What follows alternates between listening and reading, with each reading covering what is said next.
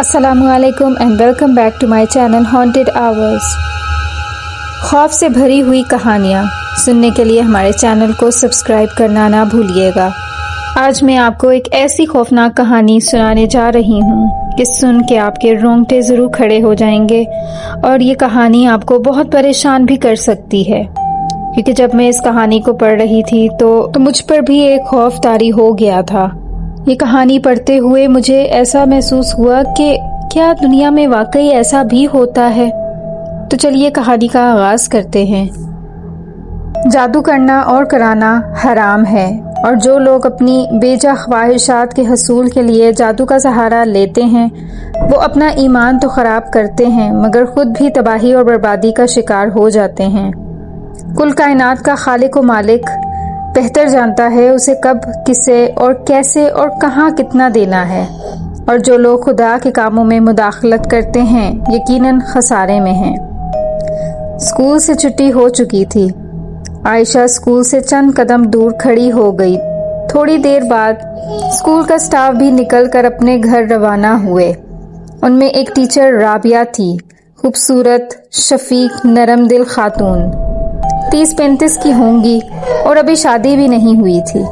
वो अकेली थी। माँ चंद साल पहले ही वफात पा गई और बाप बचपन में ही गुजर गए।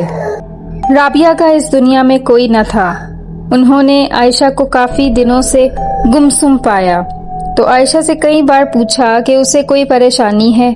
आयशा ने कभी जवाब न दिया, बस खाली नजरों से देखती रहती। राबिया ने भी खामोशी इख्तियार कर ली, लेकिन आज वो उसे स्कूल से बाहर मिल गई तो उसके करीब आकर पूछा, आयशा यहाँ क्यों खड़ी हो? मुझे बहुत डर लगता है टीचर। मेरे माँ बाप मेरी जान लेना चाहते हैं। वो रोज मुझ पर तशद्दुद करते हैं। वो इसके सामने बड़ी मुश्किल से बोल पाई। आयशा, ये बहुत गलत बात है। वालिदैन अपने बच्चों से बहुत मोहब्बत करते हैं। उनकी तरबियत के लिए बाज़ दफ़ा सख्त रवैया इख्तियार कर लेते हैं, मगर उसका ये मतलब तो नहीं कि आप उनके बारे में ऐसे बात करो। उसकी टीचर राबिया ने उसे समझाने की कोशिश की। आप ही तो मुझसे कई बार पूछ चुकी हैं कि मुझे क्या परेशानी है, तो मैं आपको अपनी परेशानी ही तो बता रही हूँ। उसके लहजे में बरहमी नुमाया थी। लगता न था कि वो किसी बच्ची के बोलने का अंदाज था। मुझे बचाएं। अच्छा तुम परेशान मत हो। ऐसा करो, मेरा नंबर ले लो और जब भी जरूरत हो कॉल कर देना, ठीक है? राबिया ने बैग से कागज पेन निकाल कर नंबर लिखा और आयशा को थमा दिया। आयशा ने कागज अपने बैग में रखा और पुरसुकून होकर वो राबिया का हाथ थामकर चलने लगी। कुछ दूर साथ चलने के बाद वो अपने अपने घर की तरफ चल पड़े। आयशा का घर चंद गलियां छोड़कर खुले मैदान के आखिरी सिरे पर वाक़िए था। राबिया ने उसका घर नहीं देखा था। न जाने क्यों राबिया किसी ख्याल के तहत आयशा के पीछे कुछ फासले रखकर पीछा करने लगी। तकरीबन 4 गलियों के आगे खुला मैदान था। आयशा को वो गली के कोने पर खड़ी उसे जाते हुए देख रही थी। उसने वहीं से उसे एक मकान में दाखिल होते देखा। फिर वो पलट आई। घर आकर वो उलझी रही। वो आयशा की बातें याद करती थी, हर पहलू पर गौर किया मगर कुछ समझ नहीं आया। दरवाजा जोर जोर से बज रहा था। वो चीख रही थी, बाबा खोलो, मेरा दम घुट रहा है। दरवाजा खोलो मामा, दरवाजा खोलो, मुझे सांस नहीं। वो दोनों घबराए हुए एक दूसरे को देख रहे थे। अब वो बेचैनी कैफियत में मुब्तला हो गई। काफी देर तक वो दरवाजा पीटती रही। बिलाखिर वो थक हार कर खामोश हो गई। तब वो दोनों दरवाजे की तरफ बढ़े। बाप ने दरवाजे के साथ कान लगाकर सुन गुन लेने की कोशिश की, मगर अंदर किसी किस्म की कोई तहरीक नहीं थी। उसने अपनी परेशान हाल बीवी की तरफ देखा, जो सहमी हुई उसे भी देख रही थी। वो उसके करीब आकर सरगोशी में उससे मुखातिब हुआ। हमें अपने मंसूबे पर अमल करना चाहिए, यही बेहतरीन वक्त है, समझ रही हो? बीवी ने नफी में सर हिलाते हुए कहा। मैं ये जुल्म कैसे करूं? वो छोटी सी बच्ची है, मेरी औलाद। وہ ہماری اولاد نہیں، نہ ہی میں اسے اپنے اولاد تسلیم کرتا ہوں۔ اب زیادہ بحث کرنا وقت کا ضیاع ہے۔ اگر یہ موقع ہاتھ سے نکل گیا تو پچھتاوے کے سوا کچھ ہاتھ نہ آئے گا۔ اب چلو اور جیسا میں کہتا ہوں ویسا ہی کرو، سمجھ گئی؟ اس نے اپنی بات کی تصدیق چاہی۔ وہ آنکھوں میں سوال لیے بیوی کو گھورتا رہا۔ بیوی نے مجبوراً سر ہلا دیا۔ سنو، کوئی غلطی مت کرنا، شوہر نے بیوی کو تنبیہ کی۔ جواباً وہ پھر سر ہلانے لگی۔ وہ اسے رسیوں سے جکڑ چکے تھے اور اسی وقت وہ ہوش میں آ کر چلانے لگی۔ وہ چھوٹی بچی جس کی عمر 8 سال تھی، وہ اپنے بچاؤ کی ہر ممکن کوشش کر رہی تھی۔ آخر اس کے منہ پر پٹی باندھ دی گئی۔ وہ دونوں اسے گھسیٹتے ہوئے صحن میں لے آئے اور صحن میں لگے پیڑ کے ساتھ باندھ دیا۔ اقبال نے مٹی کے تیل والا کنٹینر اٹھایا اور سارے کا سارا عائشہ پر خالی کر دیا۔ پھر اس نے ماچس کی ڈبیا اٹھا کر تیلی جلائی۔ عین اسی وقت دروازے پر دستک ہوئی۔ دونوں میاں بیوی گھبرا کر ایک دوسرے کو دیکھنے لگے۔ عائشہ مکمل طور پر مٹی کے تیل میں بھیگ چکی تھی اور وہ اپنے سر کو دائیں بائیں جھٹک کر انہیں دیکھنے لگی۔ اسی دوران منہ پر بندھی پٹی کھسک گئی۔ اب اس کے نرم ہونٹوں پر اسرار مسکراہٹ تھی۔ میں تمہاری بیٹی ہوں بابا، کیا مجھے جلاتے ہوئے تمہارے ہاتھ نہ ہی کانپیں گے؟ ادھر دروازے پر دستک جاری تھی۔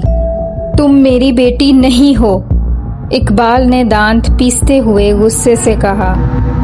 زبیدہ آؤ میرے ساتھ، دیکھتے ہیں اس وقت کون آیا ہے۔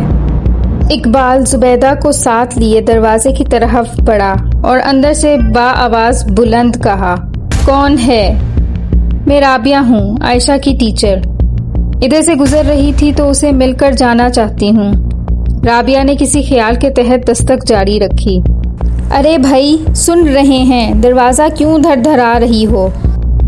عائشہ سو گئی ہے، صبح سکول میں مل لینا۔ اقبال نے اسے ٹالنے کی کوشش کی۔ نہیں، ابھی اور اسی وقت دروازہ کھولیں ورنہ میں پولیس کو کال کروں گی، رابعہ نے دھمکی دی۔ دونوں میاں بیوی بے بسی سے ایک دوسرے کو دیکھنے کے بعد دروازہ کھولا۔ رابعہ اندر داخل ہوئی تو سامنے کا منظر دیکھ کر وہ ہکا بکا رہ گئی۔ یہ کیا ہے؟ تم لوگ کیا کر رہے تھے؟ اور یہ بو کیسی ہے؟ تم لوگ اسے جلانے والے تھے؟ یہ کہتے ہی وہ عائشہ کی طرف دوڑ پڑی اور اسے آزاد کرنے لگی۔ عائشہ نڈھال سی سب کو دیکھ رہی تھی۔ سنو لڑکی، ایسا مت کرو، میں نے بہت مشکل سے اس پر قابو پایا ہے۔ اقبال نے اسے سمجھانا چاہا مگر رابعہ نے ایک نہ سنی اور انہیں دھمکاتی ہوئی عائشہ کو اپنے سنگ لے آئی۔ گھر آ کر عائشہ کو اس نے تسلی دی اور کھانا کھلا کر سلا دیا۔ رات ہو چکی تھی اور رابعہ بہت الجھی ہوئی تھی۔ وہ بار بار یہی سوچ رہی تھی کہ کوئی اپنی اولاد کے ساتھ ایسا کیسے کر سکتا ہے۔ حیرت والی بات ہے کہ عائشہ کے والدین اسے لینے نہیں آئے۔ وسوسوں کے کیڑے اس کے ذہن میں کلبلانے لگے۔ مجھے پولیس کو بتانا چاہیے، یہی سوچ کر اس نے موبائل اٹھایا اور نمبر ملانا چاہا مگر موبائل آف ہو گیا۔ کئی بار کوشش کی مگر موبائل آن نہیں ہوا۔ اچانک رابعہ کو لگا جیسے اس کے کمرے کا دروازہ کھولا گیا ہے۔ اس نے فوراً دیکھا مگر دروازہ بند تھا۔ رابعہ نے دروازہ کھول کر باہر جھانکا، کوئی تحریک نہیں تھی۔ معاً اسے عائشہ کا خیال آیا تو وہ اس کے کمرے میں چلی آئی۔ وہ سو رہی تھی، اسے دیکھ کر وہ مسکرائی اور اپنے کمرے میں چلی آئی۔ جلد ہی وہ نیند کی آغوش میں چلی گئی۔ تم یہاں کیا کر رہی ہو؟ تم تو چلی گئی تھی، پھر کیوں آ گئی؟ سب کچھ چھین کر بھی کیا تمہیں چین نہیں ملا؟ اقبال نے کمرے کی چھت کی طرف دیکھتے ہوئے غصے اور خوف کے ملے جلے لہجے میں چیخ کر کہا، نہیں، کیا تم نہیں جانتے میرا پیٹ نہیں بھرتا؟ مجھے بھوک لگی ہے اور تم میرا پیٹ نہیں بھر سکتے۔ وہ چھت پر رینگتی ہوئی سرگوشیانہ انداز میں بولی۔ اس کے ساتھ ہی اس نے اقبال پر چھلانگ لگا دی۔ زبیدہ نے اقبال کو بچانے کی کوشش کی مگر دیر ہو چکی تھی۔ کل تمہاری باری ہے بڑھیا، تیار رہنا، میں پھر آؤں گی۔ رابعہ نے زوردار چیخ ماری، وہ اپنے بستر پر ہانپ رہی تھی۔ یہ کیسا خواب دیکھا؟ اس نے قریب پڑے جگ سے گلاس میں پانی ڈالا اور گٹا گٹ پی گئی۔ صبح اس نے ناشتہ بنایا اور عائشہ کو بھی کھلا کر تاکید کرنے لگی۔ عائشہ، آج تم اسکول نہیں آؤ گی؟ گھر پر رہو، آرام کرو، میں جلدی واپس آ جاؤں گی۔ یہ کہہ کر وہ اسے پیار کرتی باہر نکل آئی۔ وہ عائشہ کے گھر کی طرف چل پڑی۔ 5 منٹ کا سفر طے کر کے وہ عائشہ کے گھر کے سامنے کھڑی تھی۔ دروازہ کھلا تھا، وہ اندر چلی گئی۔ گھر ویران پڑا تھا۔ رابعہ صحن کا جائزہ لیتے ہوئے کمرے میں چلی گئی۔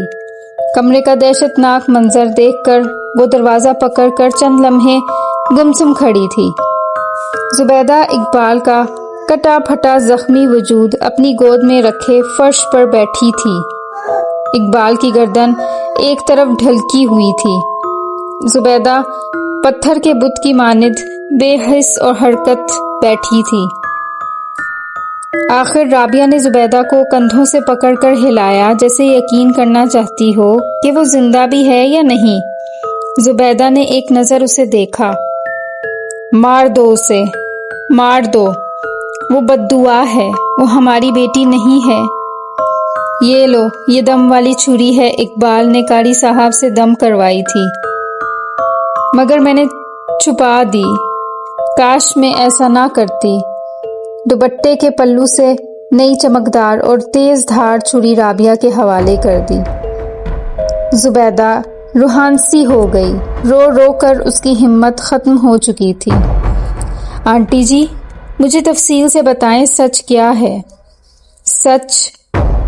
سچ بہت بھیانک ہے۔ آنٹی، تم مجھے آنٹی کہہ رہی ہو؟ میں تو تمہاری ہم عمر ہوں، میری عمر 35 سال ہے۔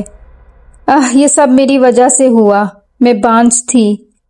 اقبال مجھ سے بے پناہ محبت کرتا تھا، میں نے بہت کہا دوسری شادی کر لے، وہ نہ مانا، اور پھر میں نے تباہی کی طرف قدم بڑھا دیے۔ میں نے کالے جادو کا سہارا لیا۔ عامل نے مجھ سے کہا کہ تو ماں بنی تو تمام عمر اس بچی کو خون پلائے گی۔ کالی طاقتوں کو خون چاہیے جو وہ اس کے ذریعے حاصل کرے گی۔ میں اندھی ہو گئی تھی، یہ بچی ہمارا خون پیتی تھی، ہم دونوں اپنی عمر سے بڑے لگنے لگے۔ یہ ہماری اولاد نہیں، شیطان ہے، شیطان ہے۔ وہ صرف اسے نظر آتی ہے جسے وہ شکار بنانا چاہتی ہے، حقیقت میں اس کا کوئی وجود نہیں۔ اس بات کا اندازہ مجھے اب ہوا ہے۔ عامل نے کہا کسی ایسی جگہ رہنا جہاں آبادی کم ہو، جہاں لوگ تم سے نہ ملیں۔ یا خدا، میں کیوں نہیں سمجھی؟ زبیدہ زاروں قطار رونے لگی اور رابعہ عائشہ کا سوچ کر ہی لرزنے لگی۔ وہ گھر لوٹی تو عائشہ ڈرائنگ روم میں بیٹھی اس کا انتظار کر رہی تھی۔ رابعہ نے اسے دیکھ کر صرف مسکرانے پر اکتفا کیا اور سیدھا کچن میں چلی گئی۔ عائشہ بھی اس کے پیچھے چلی آئی۔ رابعہ نے رخ موڑ کر احتیاط سے آستین سے چھری نکالی اور اپنا پیچھا کرتے اس کی طرف دیکھا۔ کہاں سے آئی ہو ٹیچر؟ مجھے خون کی بو آ رہی ہے، عائشہ نے پراسرار لہجے میں کہا۔ ہاں، میں نے سوچا تمہیں بھوک لگی ہوگی، رابعہ نے پلٹتے ہوئے کہا اور اس کے قریب آ کر بولی۔ تمہیں خون بہت پسند ہے؟ عائشہ سمجھ چکی تھی اس کے پول کھل گئے ہیں، ہونٹوں پر شیطانی مسکراہٹ سجاتے ہوئے بولی، لال گاڑا خون۔ وہ بھیانک انداز میں ہنستے ہوئے بولی، تو تم جان گئی۔ رابعہ نے بجلی کی سی تیز چھری عائشہ کی گردن پر چلا دی۔ عائشہ دونوں ہاتھوں سے گردن پکڑے زمین بوس ہو گئی۔ لال گاڑے خون سے اپنی بھوک مٹاؤ، رابعہ نے سرگوشی کے انداز میں کہا۔ عائشہ تڑپنے لگی، اس کی گردن سے سیاہ سیال بہنے لگا۔ پورے گھر میں بھیانک چیخوں کی گونج تھی۔ وہ کانوں پر ہاتھ رکھے آیت الکرسی پڑھنے لگی۔ اس کے سامنے عائشہ کا وجود کالے دھوئیں میں تبدیل ہو کر ہوا میں تحلیل ہو گیا۔ رابعہ نے گہرے سانس لیے اور کانپتے ہاتھوں سے چھری کو ایک طرف پھینک دیا۔